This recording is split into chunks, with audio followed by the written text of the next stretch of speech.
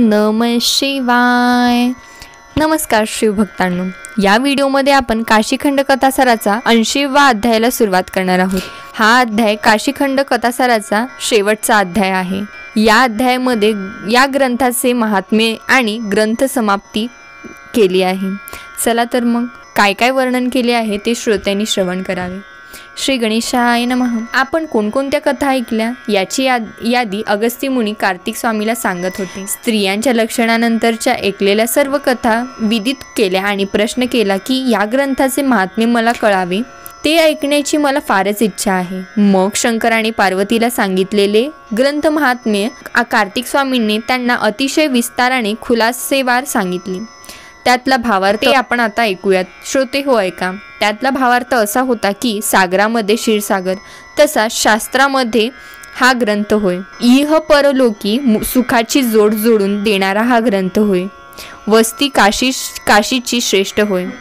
या ग्रंथाचे नाव घेणाऱ्याच्या यमधर्म पाया पडतो व त्याची सहस्त्र जन्माची पापे जळून जातात। याला हात जोडून नमस्कार केला असता काशीमध्ये सहस्त्र कमळांनी विश्वनाथाची पूजा केल्याचे श्रेय मिळते। मोठ्या जुलुमाने या ग्रंथाचे श्रवण झाले तरी भागीरथीच्या उदकाने शिवपूजा केल्याचे फळ मिळते आणि पितर उद्धरून कैलासी जातात। जेथे हा ग्रंथ आहे तेथे सर्व देवांसह इंद्र, सर्व ऋषींसह ब्रह्मदेव, लक्ष्मीसह नारायण, सप्तसागर, गंगा, सूर्य, चंद्र, ग्रह, त्रिभुवनातील सर्व तीर्थे, वैकुंठ, कैलास ही सर्व तीर्थे असतात। हा ग्रंथ सुचिरभूत होऊन एकाग्र चित्ताने नित्य श्रवण केला तर श्रोते आणि वक्ते कैलास पद प्राप्त करतात। या ग्रंथाचे पठन आणि श्रवण जेथे होते तो गाव शिवपुरी होतो।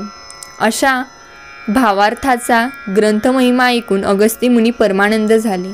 शिवदास गोमा कवी म्हणतात, शंकराने पार्वतीला या ग्रंथाचा महिमा विस्ताराने सांगितला। तोच कार्तिक स्वामीने तसाच विस्ताराने अगस्त्य मुनींना सांगितला। तो व्यासाने वैशंपायन आणि शुक यांना सांगितला। तोच काशीखंडाचा ग्रंथ महाराष्ट्र भाषेत शिवाच्या आज्ञेवरून केला आहे। या अनुपम काशीखंडाचा संपूर्ण महिमा वर्णन करण्यास मी शक्तिवान नाही, असे कवी म्हणतात।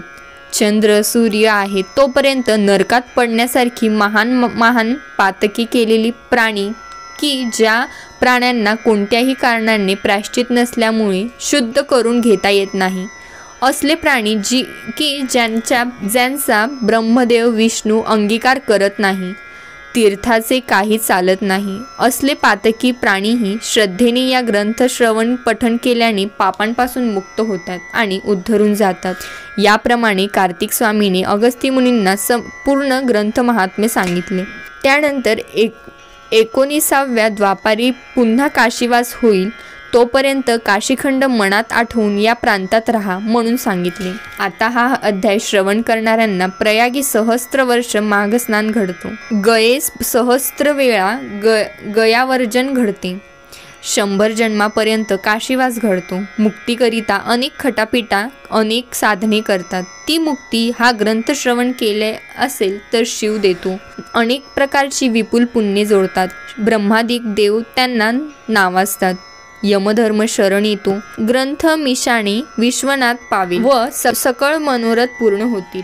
या ग्रंथासारखा समर्थ ग्रंथ दुसरा नाही। अशा रीतीने शिवाने पार्वतीला, व्यासाने वैशंपायनांना, नंतर कार्तिकेने अगस्त्य मुनींना या ग्रंथाचा महिमा सांगितला। ते ऐकून अगस्त्य मुनी आणि लोपामुद्रांना परम संतोष वाटला। शेवटी शिवदास गोमा कवी म्हणतात, हा ग्रंथ विश्वनाथाच्या कृपेनेच समाप्त झाला। यातील कथा श्रद्धापूर्वक श्रवण केल्याने विश्वनाथ पावतो। आता मी गुरुच्या पायावर मस्तक ठेवून गुरु वाचून दुसरा कोणीच समर्थ नाही असे मानून त्यांची आज्ञा घेऊन साधू संतादिकांना साष्टांग नमस्कार करून या श्री काशीखंड कथासार ग्रंथात जे न्यून असेल ते पूर्ण करण्याकरिता हात जोडून प्रार्थना करू हा ग्रंथ संपूर्ण करतो। तर असा होता काशीखंड कथासाराचा हा 80वा अध्याय। श्री काशीखंड कथासार येथे संपूर्ण झाला। काशीखंड हा ग्रंथ शिवाच्याच कृपेने आम्हाकडून वर्णन केला गेला। हे शिव पार्वती चरणी समर्पण। हा काशीखंड ग्रंथ श्रोत्यांनी नेहमी श्रवण करावा आणि पुण्य मिळवावे. काशीखंड ग्रंथ येथेच समाप्त झाला. श्री सांब सदाशिवार्पणमस्तु. ओम नमः शिवाय. हर हर महादेव.